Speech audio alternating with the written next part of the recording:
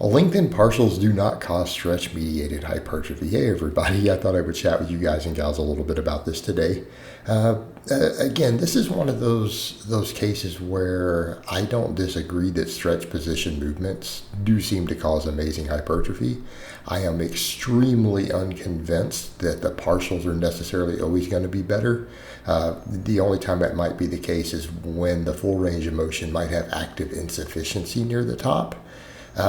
So again, it's the case of you're just removing a less effective part of a range of motion, and in some cases that might produce better tension. But what we need to keep in mind, because I see a lot of people out there saying, "Oh, it's about stress-mediated hypertrophy." Well, first of all, that is a topic that we don't fully understand. There's still a lot of research being conducted in that area. But what we need to keep in mind is a lot of these studies on lengthened partials and lengthened partials people are doing, they're not even always putting the muscles fully into a lengthened position on the exercise. So you need a context for that. And in terms of what's being done in terms of the joint angles that we've seen studies on stretch-mediated hypertrophy, they're not even oftentimes reaching those joint angles. Okay? They're not reaching those joint angles.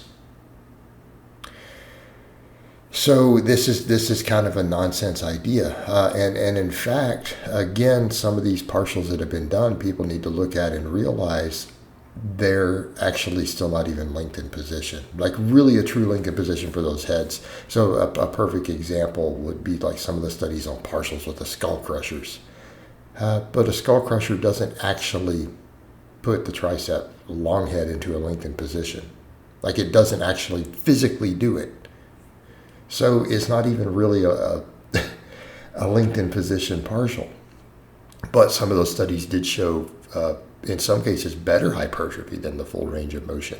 So again, it's a case of, it really is a mid-range partial. It's just a mid-range partial for that exercise. But it does seem to work pretty well. And so here's the point. Why? Because there's just really no load at the top. Right? We could make the argument for possibly better metabolite accumulation on something like some of those partials because you're skipping the part with no stimulus. There could be some of that, and that could over time, throughout the course of a set, might enhance mechanical tension a little bit at the individual muscle fiber level. Okay, and that's possibly it. But I want people to keep in mind, there have been several hypotheses as to why some of these studies are showing this and why lengthened positions seem to be so important, but a lot of them have been very heavily rejected by researchers and scientists. Like they're not necessarily the case. So the ones where it's the IGF-1 response, when it's things like stretch-mediated hypertrophy, there are good researchers who've kind of pointed out that doesn't really seem to be the case. And in fact, those even come into question. Stuff because there's been quite a few studies looking at muscle growth and IGF-1 response, and it actually does not have a strong correlation with muscle growth at all. Okay, there have been some early studies that did show that it did, and other studies, larger ones, found that it wasn't really a very strong association. It was very, very weak, very weak. So again, so for a context there, we don't know. So that's kind of one thing that we need to keep in mind with some of these studies on the stretch positions. We don't actually know the mechanism always by which it's doing it. Now, as a non-researcher, I'm going to make a prediction, and I'm going to say it's whatever is occurring with it, it comes down to a mechanical tension thing. And I think that really is what it's about. It's going to be about mechanical tension. And when you look at some of these exercises, like look at the preacher curl there, where's the most tension being placed on the bicep as a whole? At the bottom. Okay? Very straightforward. Look, if you look at the line of pull, look at what's going on with it, most potential there. Same thing on a bench press, like a dumbbell press. So I think at some point in here I'm doing some incline dumbbell presses. Well, where's the most tension on the pectoral? At the very bottom. That's where the mechanical tension is. The muscle is having to do the most work there. And if a muscle is doing more work in an area with the same amount of weight, then guess what? Well, you're going to get more tension on more muscle fibers. And that is one thing we have to keep in mind when it comes to training. The mechanical tension placed on individual muscle fibers is the primary stimulus for muscle growth. And a lot of the other stuff that's occurring is about creating more tension. So some people say, well, if that's the case, then why don't 1-rep maxes produce more muscle growth than doing sets of 10 to failure?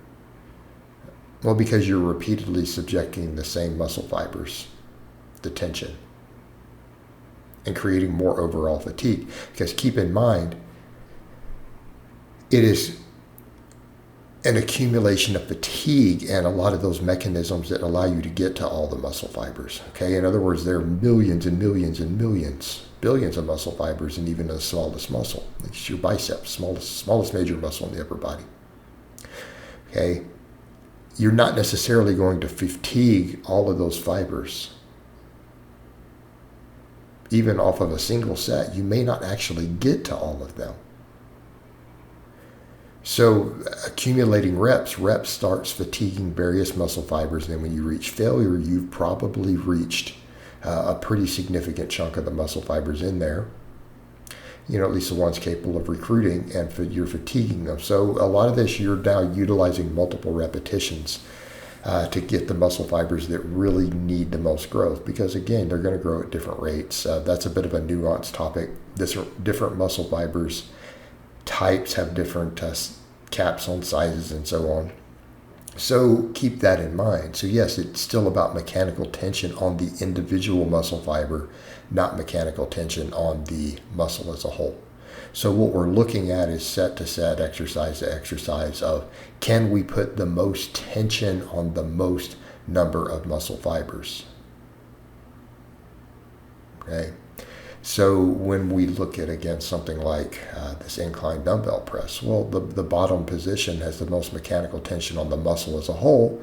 Therefore, it's got a lot of potential to put tension on more total muscle fibers. Okay? But it doesn't mean the mid-range isn't still doing it. The lockout probably is doing very, very little. Doing a little bit. So think of it in those terms. It's about placing tension on not just the muscle itself, but on all the variety of muscles. And every muscle fiber that you want to grow probably needs to be fatigued sufficiently through mechanical tension. It's probably going to need a few repetitions to really fully get there.